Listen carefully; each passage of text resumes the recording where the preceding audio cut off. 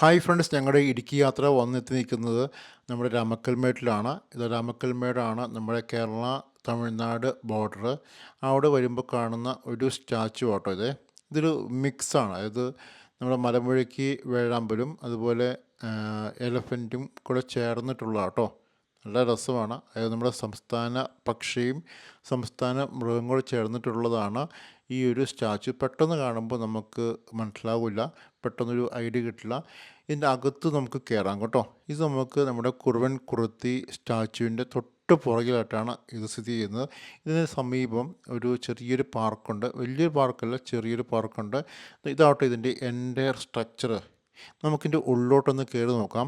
ഇപ്പോൾ ഇവിടെ നല്ല കാറ്റാവട്ടെ ഈ ഒരു ഭാഗത്ത്. അതായത് രാമക്കൽമേട്ടിൽ വരുമ്പോൾ ഒരു പ്രത്യേകതയുണ്ടെങ്കിൽ എവിടെ പോയാലും ഭയങ്കര കാറ്റാണ്. അതുകൊണ്ട് തന്നെയാണ് രാമക്കൽമേട്ടിലാണ് ഏറ്റവും കൂടുതൽ ഈ കാറ്റാടി പാടങ്ങൾ, അതായത് കാറ്റാടി വിൻഡ് മിൽസ് ഉള്ളത് രാമക്കൽമേട്ടിലാണ്.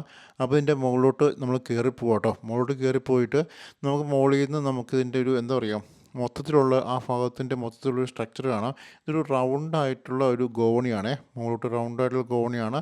അകത്ത് ലൈറ്റ് കൊടുത്തിട്ടുണ്ട്. അപ്പോൾ ഞങ്ങൾ മുകളിൽ ചെന്നിട്ട് നോക്കുമ്പോൾ കാണുന്ന ഇതെങ്ങനെയാണ് കേട്ടോ.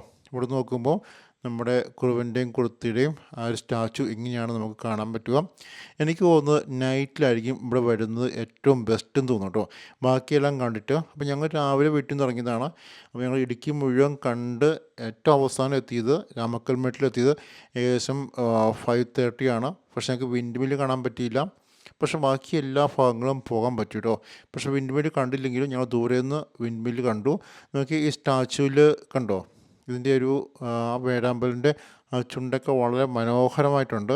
പക്ഷെ പകൽ എടുത്തിട്ടുണ്ടെങ്കിൽ ഇത്രയും ഒരു ബെറ്റർ ആയിട്ടുള്ള വീഡിയോ കിട്ടുമെന്ന് എനിക്ക് തോന്നുന്നില്ല. ഇത് നൈറ്റിലായിരിക്കും കുറച്ചും കൂടെ കളർഫുള്ളായിട്ട് നമുക്ക് കിട്ടുക. അവിടുന്ന് ആ ഒരു ലൈറ്റൊക്കെ വെച്ച് കഴിയുമ്പോഴത്തേക്കും ഉണ്ടല്ലോ, ആ ഇലകളുടെയൊക്കെ ഉണ്ടല്ലോ, ഭയങ്കര രസമായിട്ട് ഭയങ്കര ഭംഗിയായിട്ട് എനിക്ക് തോന്നണം.